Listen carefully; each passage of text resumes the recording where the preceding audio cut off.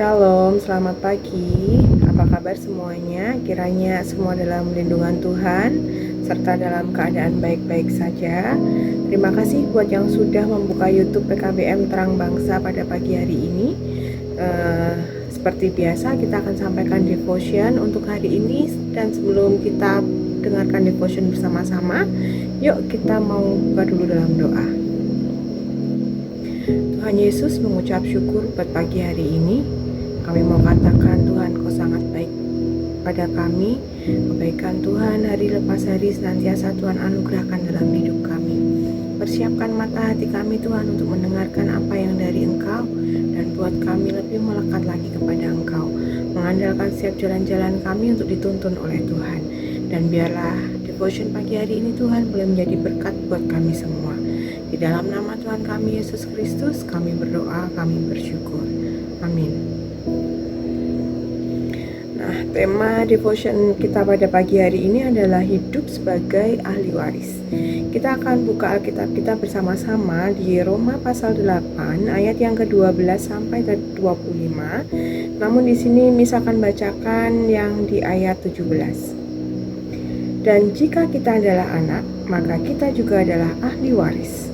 Maksudnya orang-orang yang berhak menerima janji-janji Allah, yang akan menerimanya bersama-sama dengan Kristus, yaitu jika kita menderita bersama-sama dengan Dia. Miss ulangi lagi dari Roma 8 ayat yang ke-17. Dan jika kita adalah anak, maka kita juga adalah ahli waris. Maksudnya orang-orang yang berhak menerima janji-janji Allah, yang akan menerimanya bersama-sama dengan Kristus, yaitu jika kita menderita bersama-sama dengan Dia. Nah, di dunia ini ada begitu banyak predikat, julukan dan gelar atau sebutan yang biasa disematkan atau ditempelkan pada diri kita. Misalkan nih, ada sarjana, ada pejabat, ada julukan bos, ada julukan wakil rakyat, ada julukan pendekar, ada julukan pemimpin, jagoan, dan masih banyak lagi. Nah, dari sekian banyak predikat atau julukan atau gelar yang disematkan dalam diri kita, manakah atau adakah julukan yang paling membuat kalian semua merasa bangga?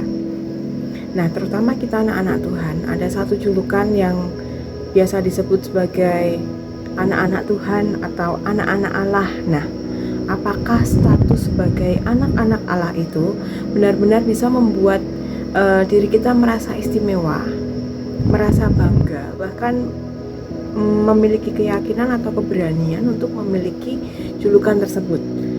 Misalkan nih, Jordi, si anak Tuhan itu loh, yang setiap hari rajin baca Alkitab. Nah, misalkan seperti itu. Atau jangan-jangan kita sebagai anak Tuhan malah mendengar status tersebut itu terdengar aneh atau mungkin terdengar biasa-biasa saja seperti itu. Mungkin karena sudah terbiasa kita sesama anak Tuhan, nah tanpa kita memikirkan esensi anak Tuhan atau anak Allah itu seperti apa dan bagaimana. Nah, anak-anakku, di sini Miss mau bilang bahwa status sebagai anak Allah, status sebagai anak-anak Allah merupakan anugerah yang luar biasa. Status itu juga sekaligus menjadikan kita sebagai ahli waris atas janji-janji Tuhan atau berkat-berkat Allah, yaitu janji dan berkat atas penyertaan, pemeliharaan, kebaikan, dan keselamatan yang dari Allah. Nah, namun demikian, status itu tidak hanya berbicara mengenai hak istimewa kita, tetapi juga satu paket dengan tanggung jawab, beban iman kita yang harus kita lakukan dan kita pertanggungjawabkan kepada Kristus. Status anak Allah kita terima bersama-sama dengan Kristus, yaitu jika kita menderita bersama-sama dengan Dia. Ada di ayat yang ke-17 yang tadi Miss sudah bacakan. Artinya, orang percaya tidak boleh hanya bersedia menerima hal-hal yang enak-enak saja, tetapi juga harus bersedia mewarisi proses hidup sebagai pengikut Kristus yang setia. Saya rasa bukan jadi rahasia umum ya, kalau mengikut Kristus itu tidak semudah yang orang-orang pikirkan, atau ada beban tersendiri yang kita biasa tanggung. Namun puji Tuhan, sebagai anak Tuhan yang mengandalkan Yesus dalam hidup kita, saya yakin semua dapat dilewati.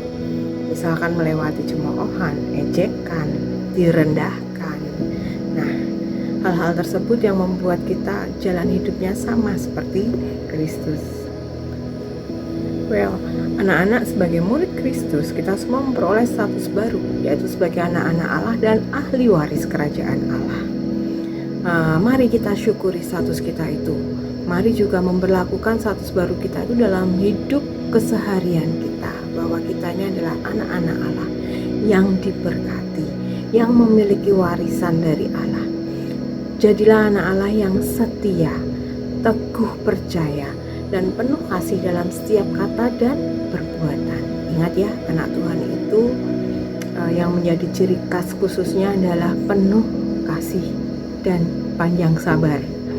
Jangan lagi kita hidup sebagai hamba dosa atau hamba si jahat, dan sebaliknya mari kita hidup sebagai anak-anak Allah yang berbakti dan melakukan kehendak Allah Bapa. Meskipun prosesnya nggak gampang, tapi mari kita tetap melakukan hal tersebut dengan penuh sukacita, berdoa, minta pimpinan dan penyertaan Tuhan, sehingga kita ini yang jadi anak-anak Allah dapat benar-benar mencerminkan seperti apa sih anak Allah yang sesungguhnya, dan esensi ahli waris dari Allah itu bisa kita dapatkan untuk bekal kita hidup selama ada di dunia. Nah, kiranya apa yang disampaikan hari ini bisa jadi berkat buat kalian semua. Sebelum Miss tutup dalam doa, Miss tetap ingatkan ke kalian semua untuk tetap jaga kesehatan, terapkan protokol kesehatan yang ada, jaga jarak, tetap pakai masker dimanapun kalian berada. Apabila nanti mendekati masuk sekolah tatap muka, Miss juga berpesan protokol kesehatan tetap dilakukan dan dijaga. Buat kalian yang masih menjalani ujian atau sudah menjalankan ujian ujian pendidikan kesetaraan, Miss ucapkan selamat dan terima kasih. Hasilnya nanti bisa dilihat sesuai dengan jadwal ya. Yuk kita mau tutup dalam doa. Tuhan Yesus, mengucap syukur Tuhan buat status yang boleh kami miliki, bahwa kami ini adalah anak-anak Allah. Kami ini adalah ahli waris-Mu Tuhan. Kami tahu bahwa menjadi anak Allah juga ada tanggung jawab yang harus kami bawa, yang harus kami pegang, buat kami tetap memiliki hati yang mengasihi Tuhan. Buat kami ini bisa menjadi berkat untuk orang-orang yang ada di sekeliling kami. Buat kami ingat bahwa kami ini adalah anak-anak Allah yang harus memiliki perilaku yang serupa atau segambar dengan Allah. Mari Tuhan, Engkau yang bekerja atas hidup setiap kami. Hamba berdoa buat anak-anak-Mu yang sedang atau sudah menjalankan UPK. Mari Tuhan tetap turut campur tangan dalam kehidupan mereka, berikan mereka hikmat, kecerdasan dan marifat yang dari Tuhan, sehingga apa yang mereka kerjakan senantiasa Tuhan buat berhasil. Terima kasih Tuhan Yesus, hanya di dalam nama-Mu kami berdoa dan mengucap syukur. Amin.